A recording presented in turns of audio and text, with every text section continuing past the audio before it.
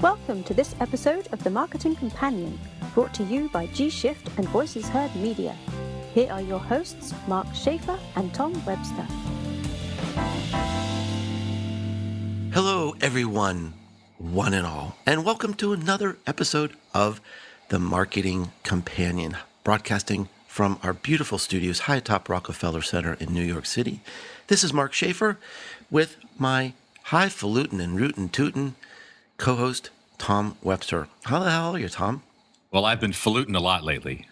Well, that's what I understand. That kind of sounds obscene. I don't know if there's a low falutin, but I never low falut. Yeah, that's for sure. Yeah, and before we started here, Tom mentioned to me this is the first. It's the first podcast I know of that he's actually going to be drinking alcohol during the podcast. That's not entirely true. I did do. You were drinking it before the podcast. No. I drink on every podcast. No, I did a show with. I did an episode of the Friday Five with Scott Monty here in my Boston home, and we decided. I decided to make us martinis, and so I made 2 big martinis, and I don't think there's a correlation, but that was the longest Friday Five show ever. Well, this should be interesting. This should be because you're drinking mojitos, which is it's a great summer drink. Well, don't make it plural. I just mixed You can make it plural. I'm not going to judge you. Well, we've got an amazing, wonderful show, and it could get more amazing as the show goes on. And we're going to be talking about when do you call it quits. We're going to be talking about, when is it time to do a pivot or maybe even more than a pivot, and talking about some ideas around that and some case studies. But first, I wanted to review, Tom, I'm always out looking for the latest and greatest ideas to bring to you and our marketing podcast fans or big trend hunter, or the fan, as the case may be. Yeah. And so I've been doing some research, and I found some new mobile apps that I wanted to let you know about. These are some of the worst apps, actually, I've ever seen. So I wanted to run these by you and help me judge which is the worst app of all time. Before you do this, yeah. you are not making these up. Correct? I'm not. These are all 100% real. They are available at least on the Apple Store, if not the Google Play for Android. And one of them even charges money. So here's app number 1. This app is called Funny Hand Dryer. And it's a picture of a hand dryer, and it makes the sound of a hand dryer. And that's all it does. Because there's nothing as funny as a hand dryer. All right. It doesn't actually dry your hand, though. No, it's just a picture of a hand dryer making the noise of a hand dryer. That's the app.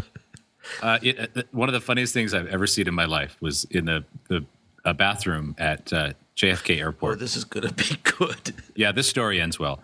And there was a hair dryer in the bathroom, and it had this icon on there of how to use the hair dryer, and it was basically a drawing of a hand, and you stick the hand under the drawing of the nozzle, and there were these 3 wavy red lines coming out representing the heat, and that's just basically showing you what to do. And someone had scribbled on it, how to use, hold out hand, receive bacon. All right, well, here's app number 2. So again, now you've got to judge here, and you've got to tell me which of these is worst of all time. Yep. This is number 2. The app is called I Am Important. And what this does, it's a fake daily diary organizer designed to make you look. This is what it calls itself. The app says it's designed to make you a top flying shaker. So it generates made up contacts in your list, and it makes up fake events for your calendar to make you look important, because busy people are important and they're involved in many events. So I Am Important. That is not the worst app of all time. That might be the best app of all time. Oh, well, it's free. Check it out. I think I might need that app. Now, this next one it actually costs 99 cents. So this is a special one. It's called Beef War.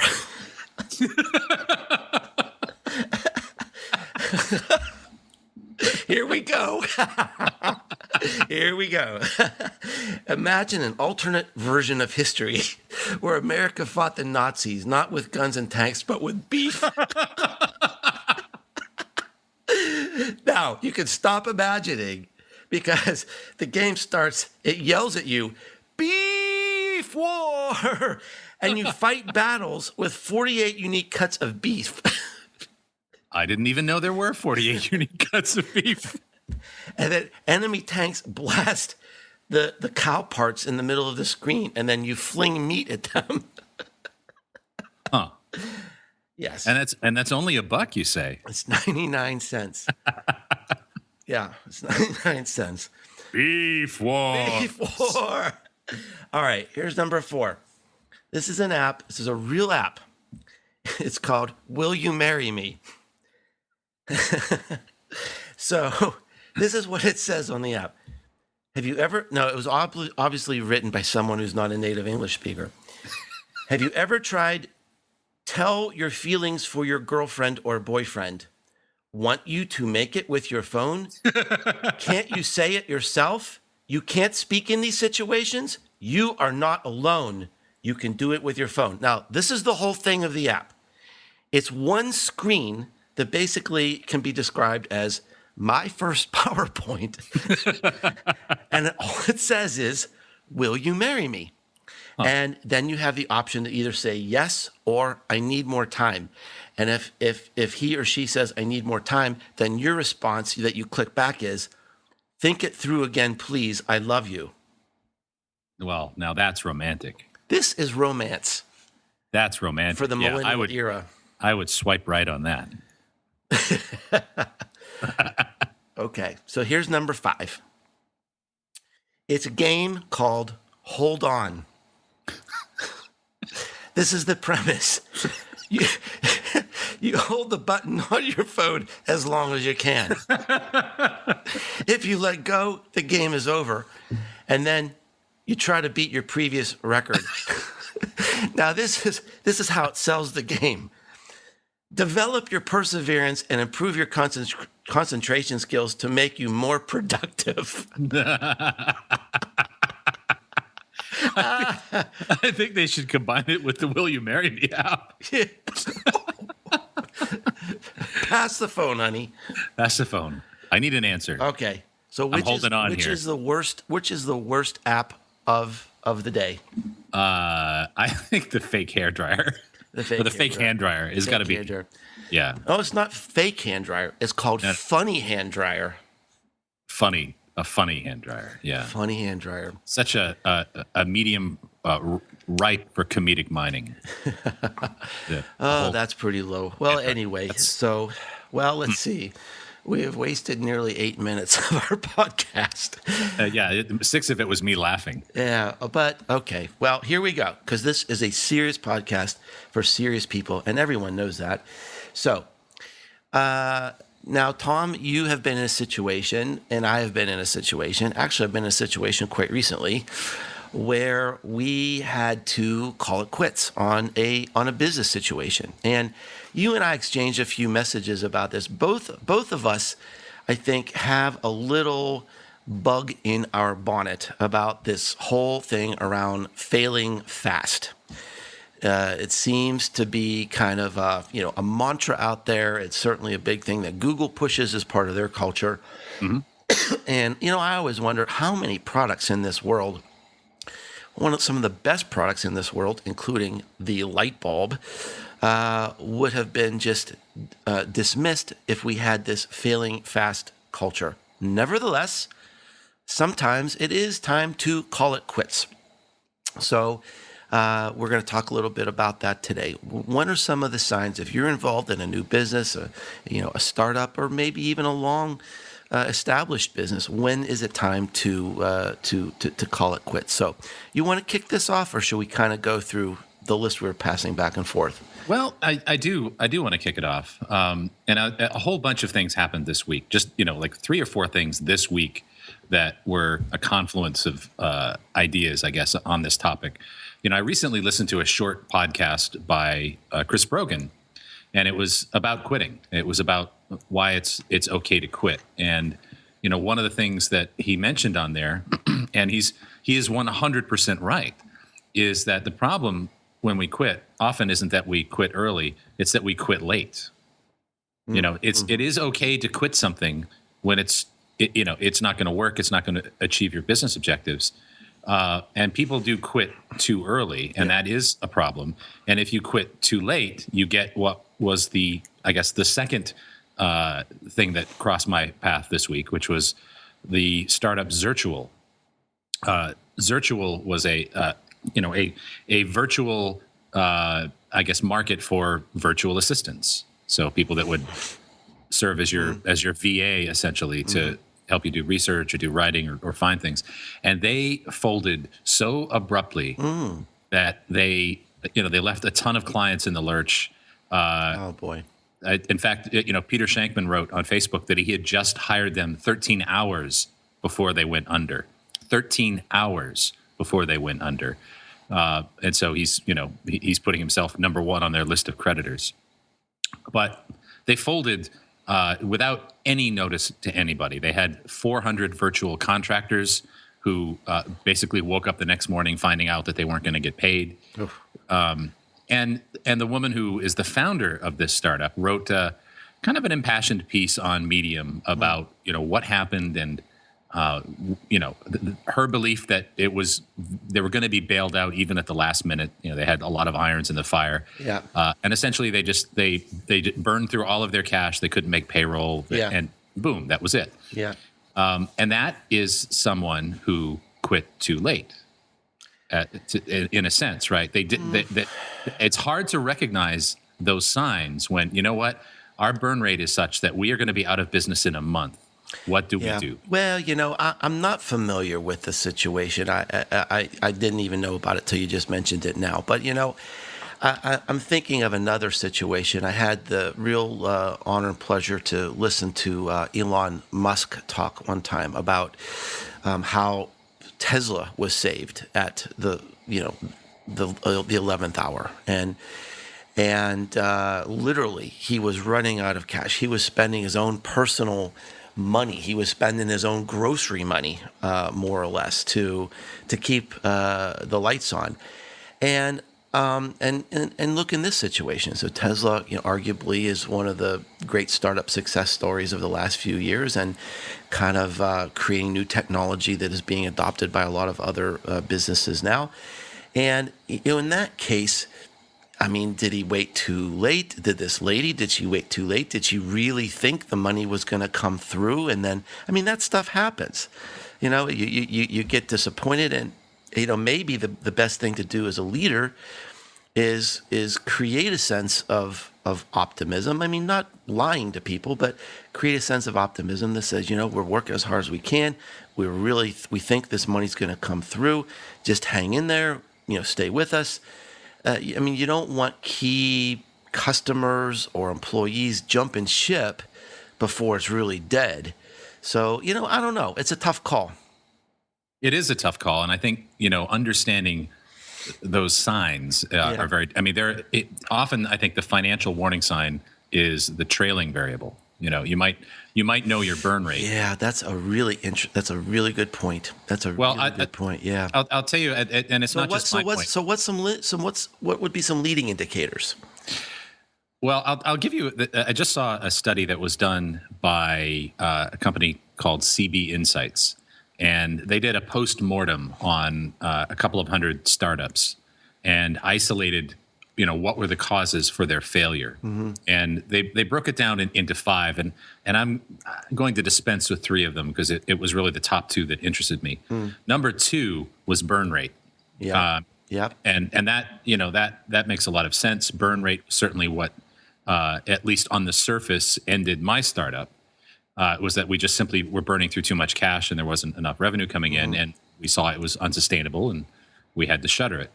But that's not the number one answer. In fact, the number one answer commanded 42% of the responses. Wait, I wonder if I can guess what it is. Yeah, I'd love to hear your guess. Because I have my own observation. It has something to do with the founder or entrepreneur loves the product more and it can't see the situation clearly. You are very, very close. I think if this were Wheel of Fortune, I would give it to you. Would I win on Jeopardy? You would not win on Jeopardy, but I'd give it to you on Wheel of Fortune. Okay, it's a Wheel of Fortune. Wheel of Fortune win. Okay, Wheel of Fortune win. All right. A Jeopardy loss. The number one reason at 42% of the failures that they looked at was that the product did not fill a market need. Yeah. The market didn't need it, frankly. Right. That's basically what It is basically what you said. Because the reason I guess that is because I see that it's a chronic problem where people are so in love with the idea they're not seeing straight. They're following their heart more than their head, and you got to have a balance between that. But ultimately, it's about the numbers, it's about the customers, it's about the burn rate and the money and how long you're going to push this forward. So yeah, I'm not surprised that would be number two at all. Well, and I had a long think about this when we decided to do this topic because I think most things that we point the fingers at are typically trailing variables. I think burn rate is a trailing variable of something. And even this, to some extent, is a trailing variable of something. And I look at the culture of entrepreneurship in America and the myths and the fables surrounding entrepreneurship. And you and I have talked before on this show about the mantra of failing fast. And you alluded to it here at the beginning. The books that we read, the profiles in courage of entrepreneurs are of the people who risked it all, right? What we celebrate are the folks that they followed their passion, damn the torpedoes, they ignored the naysayers. Jeff Bezos, they ignored the naysayers. They stayed in the red for years and years and years because they had the guts and the courage and the foresight to see it through. And so that is the model of entrepreneur that we are being taught to follow. But that's the model of entrepreneur that fails not only most of the time, but almost all of the time. Right. And I saw some statistics today. Actually, my wife Tamsin was doing some research for a kind of a thing she's doing about entrepreneurs pitching. And the stats on startups that fail are pretty horrendous. There was one study that was in Harvard Business Review that said 90% of startups fail. I saw that same article. And another one, and this may shock you, the percentage of startups that get VC backing. Can you guess what that is? Wow. I'd say 10. It is not even 1. It's between 0.6 and 0.8%. Wow. So if you have an idea, your batting average to even get it funded is really, really low. It's below 0. Yeah. Let's say it rounds up to 1. But it is entirely possible that if you saw 100 startups at a pitch convention, that all of them were going to fail, or none of them would get funding. Right? Yeah. That's entirely within the realm of possibility. And I wonder how much of it is because of the fact that the myth of the entrepreneur is so pervasive about chucking conventional wisdom, chucking the naysayers, chucking the skeptics, following your heart and just doing it. Well, the stats on that are really poor. I'm sure I've mentioned this book before, but I'm going to mention it again because I'm sure we have many new listeners, and I'm also going to put a link to this in the show notes. The best book on this subject that I've ever read is Entrepreneurship and Innovation by Peter Drucker. And he really is addressing everything you're talking about here, Tom. He and I was so fortunate. I got to actually take a class from him on this subject. And he said, the greatest inventions, the greatest innovations of our time, it's not some wild hair guy in a basement going, Eureka. Those are the ones, just like you said, those are the ones who fail. The ones who win iterate. Steve Jobs iterated. he didn't have the first MP3 player. You know, the Tesla and what Elon Musk is doing with some of his with his solar company. He's iterating. He's building on a foundation. It's I think there is this myth of disintermediation and disruptive technology, and those are a one in a million kind of thing. Most new products, most innovations are it's an iterative process. And if you haven't read this book, you got to read this book. It provides a framework, an enterprise framework for entrepreneurship and innovation. And it was written like in 1984 or something like that. And he basically predicted the entrepreneurial, technology-driven economy that we have today. It's a remarkable book, and I think we would have far less heartache among the entrepreneurial community if they read this and took these practices to heart. Well, the myth of the entrepreneur, and I won't call it a myth, but let's call it the legend. The legend. That's an even better word. Yeah, the legend of the entrepreneur. It is very seductive, and I will admit to having fallen prey to it myself. I'll give you an example. At Edison, we've been sort of internally developing an entrepreneurial venture, a bit of a startup that we have had entirely in-house on a mobile venture that we're almost ready to pilot. Mm-hmm. And I was talking to my friend Clay Hebert, who does a lot of work with startups about this, and showing him our progress. And I was kind of lamenting to him that, it feels like we've been so slow, and we've been baking this for a year, and we're going to be late to market, or we haven't piloted this yet. And I was sort of, are we an okay startup? I was looking for validation from Clay, and he looked at everything that we had done, and he said, "You are one of the most baked startups I've ever seen." Mm-hmm. He's like, you've come to me with something light years better than what two people in a garage would come up with in their spare time, because you have committed resources to the intelligent design of it. You've committed market research to figuring it out. He said, that did take you some time, but you've actually got something here that's pretty fully baked. And I say that not to sort of pat ourselves on the back. I say that because I went to him because I was nervous. I went to him because I thought, we're not doing this right. Mm-hmm. We haven't failed fast. I was even almost succumbed to the lure of that. Because it is a very pervasive thing in our culture now, and the way that entrepreneurs are painted. Yeah. Take the big swings.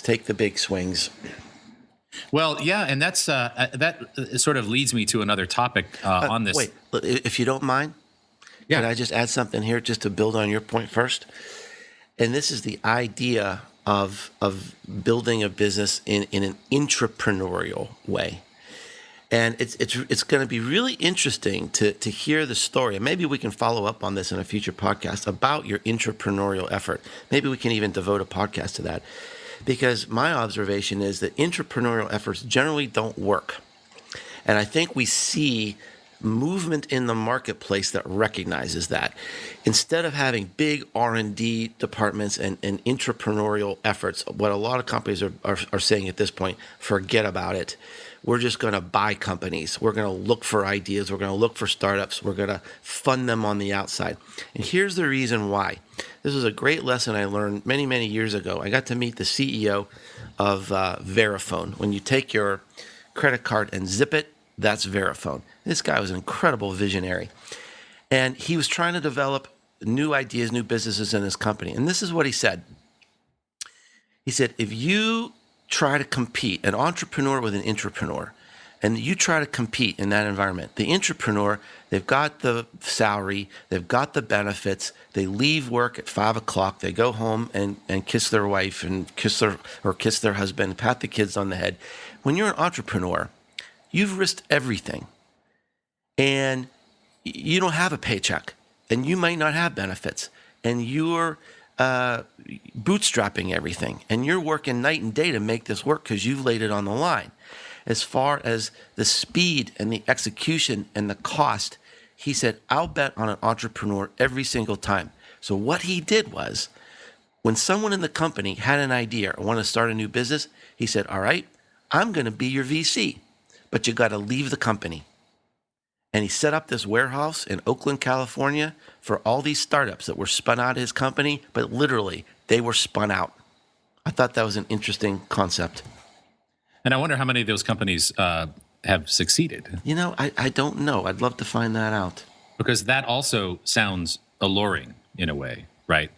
But I point you again back to that study that I just mentioned, that nearly half of the postmortems on these couple of hundred startups that this study looked at, the reason they failed was that there was no market need. Yeah. And it is very, very easy for an entrepreneur so focused on bootstrapping their idea to completely ignore that. And, you know, I guess I don't go home at 5, but let's take your point here that, you know, we don't have the same sense of urgency about it. We've also had the luxury to be able to prove the market need. You know, we've been able to take some steps that the average startup might not be able to take because we've had that safety net.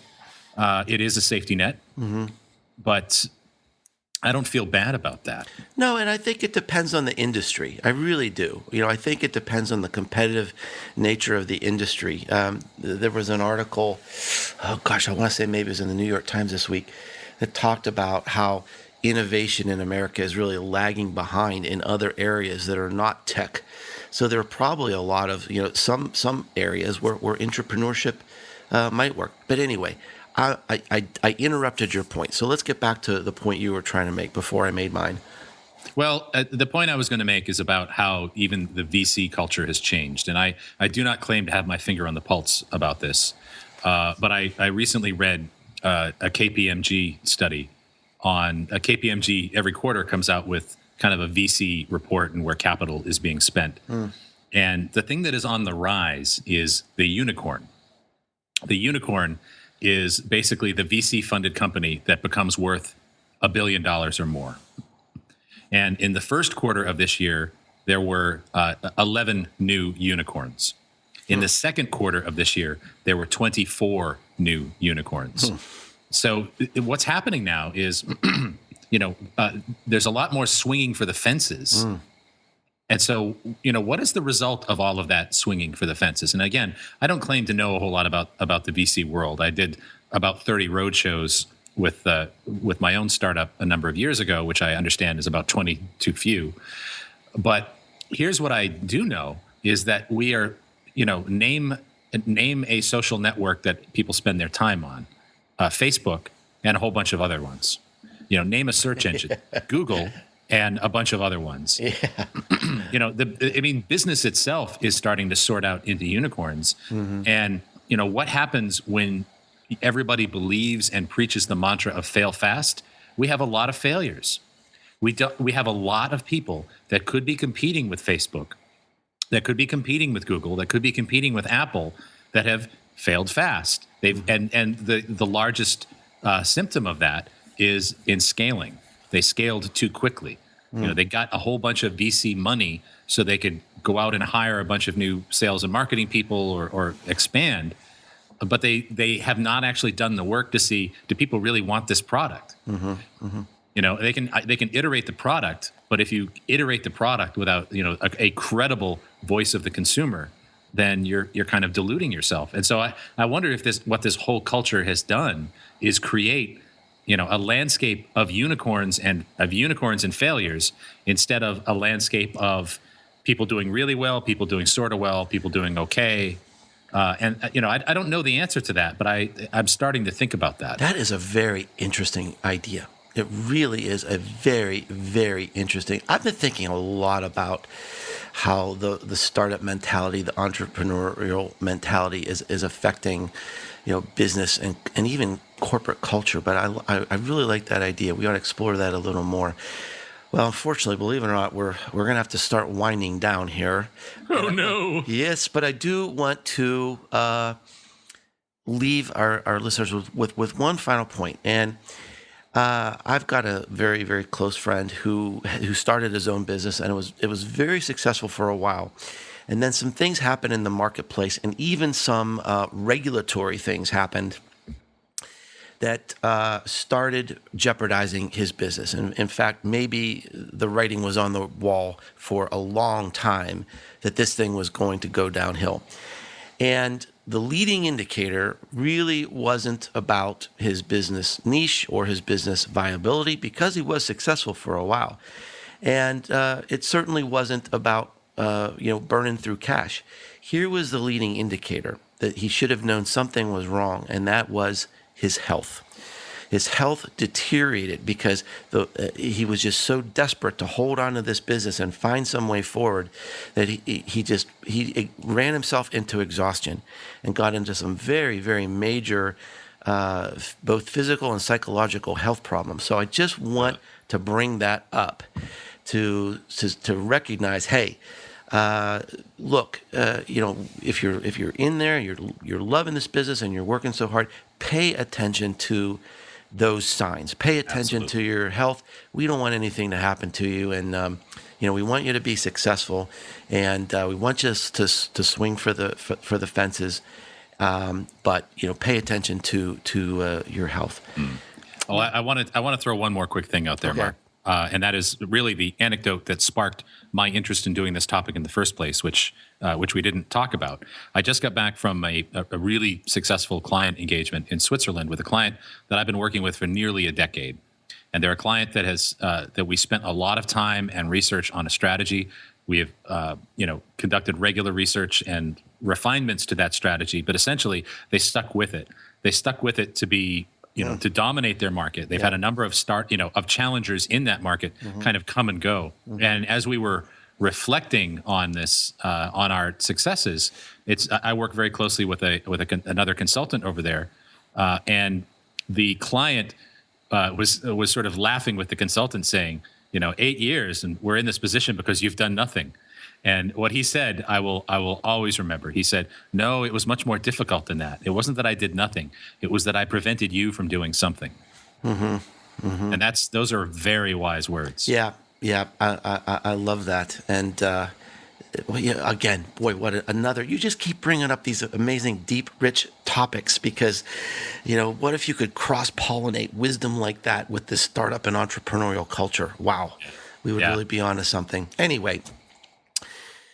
Speaking, who else is onto something? Who is onto something? Voices Heard Media. I love those guys. I do too. Thank you for all your support, Voices Heard Media. And if you support our show, support our sponsors. That's all we ask of you. Visit voicesheardmedia.com. We've talked a number of times about the tools that they have for scaling engagements and all the smart things that they're doing there. So if you are in the content business in any way, shape, or form, please do give them a visit at voicesheardmedia.com. And as you're producing that content, you need to measure it, and that's where you need to turn to G-Shift. G-Shift is one of our partners up in Toronto. They're doing some great things.